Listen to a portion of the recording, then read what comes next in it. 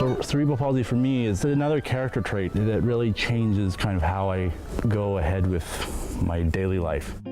Luckily for me, it's like I still have very good control of my hands, very good control of my legs. I can only do so much before the body kind of has to, it's like, okay, we need to stop.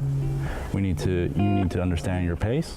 And throughout years of moving around, and especially in the field that we are, you figure out quickly what you're able to do and when you need to take those pauses. One of the biggest questions that I get from a lot of people is, how do you walk, or how are you moving around? Because I wear leg braces, and yes, they help, and they're very much needed, I guess, in the sense that without them, to get through the day from 8 a.m. to 10 p.m. is difficult. People assume before they meet me is that my cerebral palsy defines me. You know, and I think that every person, however able-bodied they are, they're not defined by whatever disability they have. And they'll always ask me the first thing, it's like, why do you walk that way? Or what's wrong with your leg? I'll tell you a quick, like, 5-second thing so that you feel like you've learned something today, but it's like my least favorite thing to just, that's not how you open up a conversation. You don't know anything about me by asking that.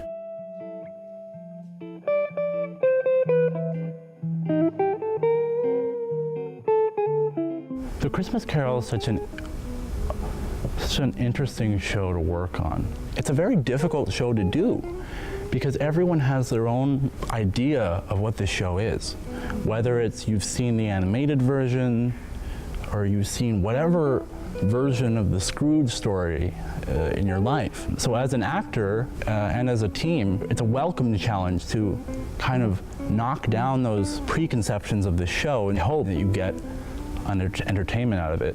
Dylan harnessed early the idea of digging deep into a character and asking questions. Why do I say this? What is my relationship to this other character?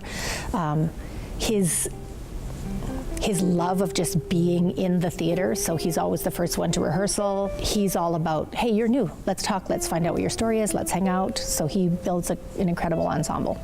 I love a teen or young adult, I guess in Dylan's case now, that knows exactly what they want to do in their life and what they, and the vision that they have, and no fear. He's made a movie, he's made a small film on camera, I think behind the lens. He doesn't let his condition hold him back. That's it. And what we noticed about him first at Arts Trek is his commitment and his passion and his talent.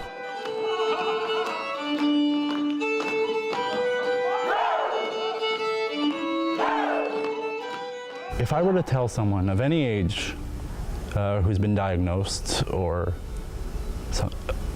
has to go through a surgery, you know, it's not over. Your life's not over. Your life has changed and it will change, but you're not done.